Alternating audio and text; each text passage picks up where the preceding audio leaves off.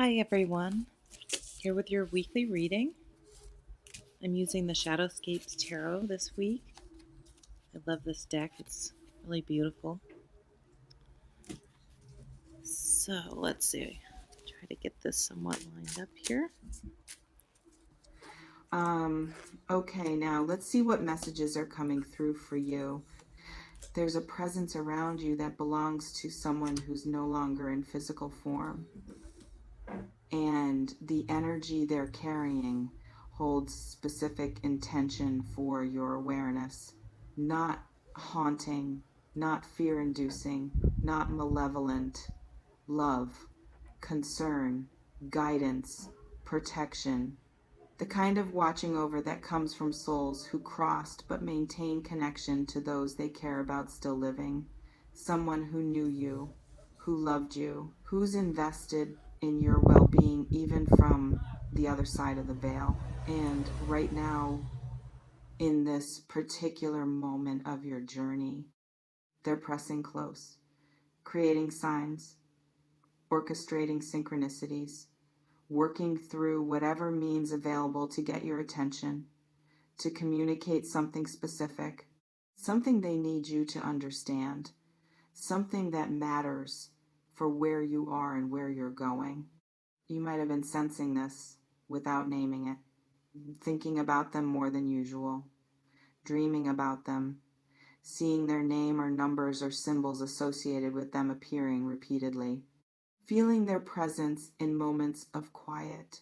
Your rational mind might dismiss these as coincidence or wishful thinking, but underneath rationalization, you feel them trying to reach through in the mysterious territory where worlds touch, where those who've transitioned maintain energetic connection to those still embodied.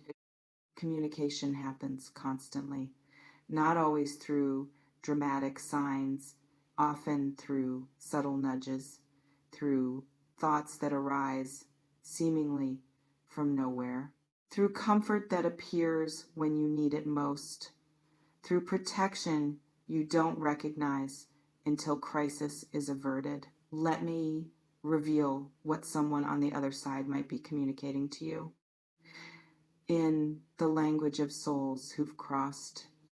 Certain messages come through with particular frequency and urgency. The most common, I'm okay. You can stop worrying about me. You can release the guilt. I'm at peace. It's highly probable someone wants you to know exactly this. If you've been carrying guilt about their death, about things you did or didn't say, about ways you think you failed them, they're asking you to release it. From their perspective, beyond physical limitation, they see clearly. They understand what you couldn't understand then. They hold no resentment. They want your peace, not your perpetual penance. Some people carry crushing guilt about loved ones who died, convinced they should have done more, should have known something was wrong, should have said different words, should have been there, should have prevented what couldn't be prevented. And that guilt becomes prison, prevents them from living fully, keeps them tied to past they can't change. You might be carrying exactly that kind of burden. Someone who died wants you to know it's not your fault, that you did your best with what you knew, that they don't blame you, that they're asking you to forgive yourself because they already have, that your continued suffering doesn't honor them. Living fully honors them. Or the message might be, keep going, don't give up, I'm still with you, you're not alone. For those grieving so deeply they've considered giving up on life, on dreams, on moving forward. Deceased loved ones often work overtime to communicate encouragement, to show they're still present, to remind you that your life matters, that your journey continues, even though theirs on earth ended. This reflection invites you to consider, who have you lost that you still carry heavy grief or guilt about? Let me illuminate what specific messages might be coming through for you. Some deceased loved ones communicate warnings, not to frighten, to protect. They can see from their vantage what you can't see from yours. They notice when you're heading toward harm. When someone in your life isn't safe, when choice you're considering leads to pain, and they attempt intervention through whatever means they can access, it's possible someone who died is currently trying to warn you about situation or person. The uneasy feeling you get around certain individual, that might be them. The hesitation you feel about decision everyone else supports, that might be their guidance. The repeated obstacles preventing you from moving forward on specific path, that might be their protection. In the reality of ancestral and spiritual protection, those who've crossed often become guardians. They watch, they guide, they intervene when they can. They create circumstances that redirect you from danger you don't see approaching. They work within limitations of free will and natural law, but they work constantly. Watch for their signs this month. Repeated numbers, especially connected to them. Songs they loved playing at significant moments. Dreams where they appear with specific messages. Animals behaving unusually. Technology acting strangely. Objects moving or appearing. Sense associated with them manifesting without source. All potential communication attempts. Others communicate encouragement around specific life areas. Someone who died might be particularly invested in your success and field they valued, in your happiness in relationship, in your healing from trauma they witnessed, in your freedom from patterns they struggled with. They're cheering for breakthroughs they didn't achieve, hoping you'll succeed where they couldn't. You might have loved ones specifically focused on your career or creative work, sending opportunities, connecting you to right people, opening doors they couldn't open for themselves, using whatever influence they have on the other side to support your manifestation of what they dreamed about. This reflection invites you to consider what area of your life might deceased loved one be most invested in supporting. Let me address what you might need to hear from specific people who've passed.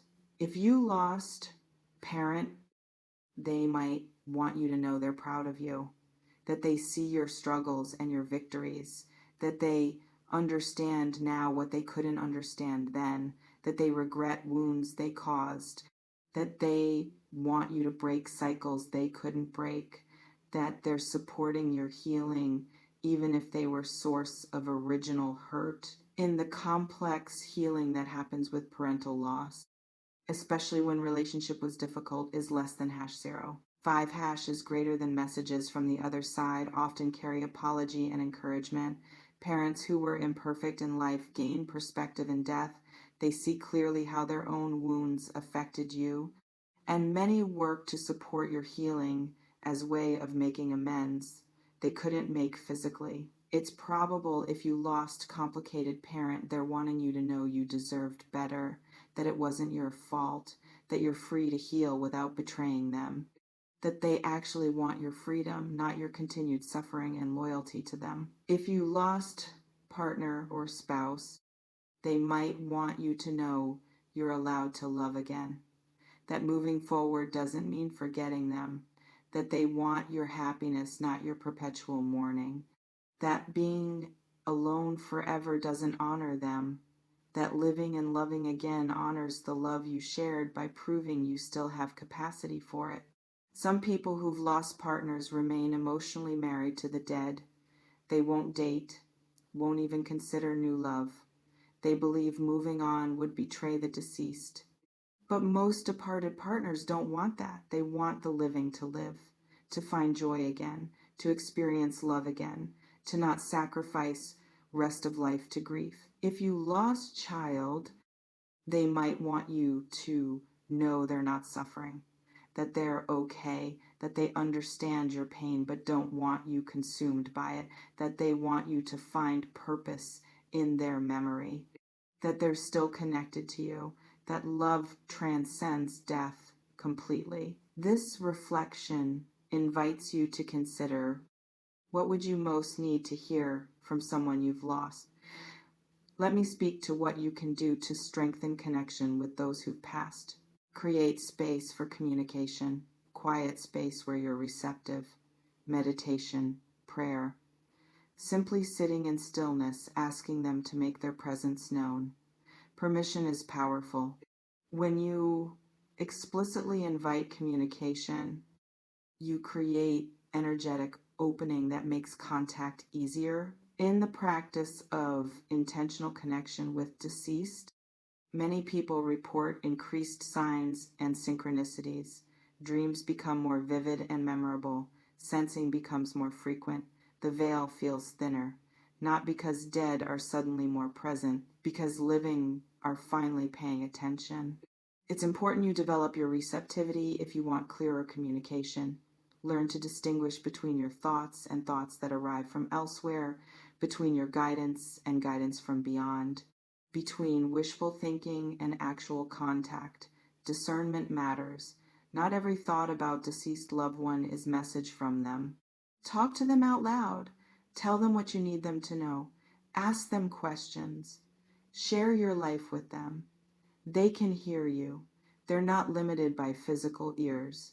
Your words, your thoughts, your feelings reach them. And often speaking to them creates space for response. Watch for their replies, not always in words, often in signs, in feelings, in sudden knowing, in doors opening, in problem solving, in comfort arriving, in protection manifesting. They respond through whatever means available. Your job is noticing the response. This reflection invites you to consider, when did you last intentionally communicate with someone you've lost? Let me close by speaking to what relationship with deceased loved ones offers. Death ends physical presence. It doesn't end relationship. It doesn't end love. It doesn't end connection. Those bonds transcend physical form, continue beyond body, exist in realm where spirit recognizes spirit regardless of which side of veil each occupies. The people you've lost, they're not gone.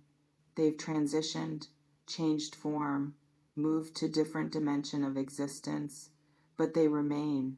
They care. They watch. They guide when they can. They celebrate your victories. They comfort your sorrows.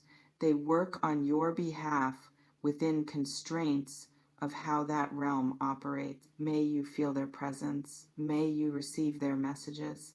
May you trust the love that transcends death. They're reaching toward you through the veil with love. Someone who died wants you to know this. There's specific message trying to reach you from someone who's crossed. Whether it's release guilt, keep going, watch out. I'm proud. You're allowed to move forward. I'm still with you. The message is real. The presence is active. The love continues.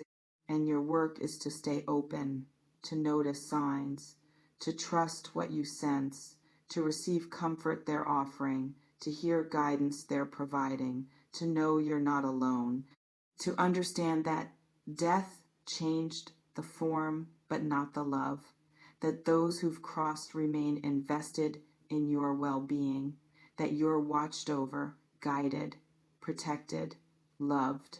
Trust this. Trust the signs you're receiving. Trust the comfort that arrives unexpectedly. Trust the guidance that comes through intuition. Trust that love is stronger than death. Trust that those you've lost haven't abandoned you. They're just loving you from different location. Stay open, stay receptive, stay trusting. They're there, still loving, still guiding, always.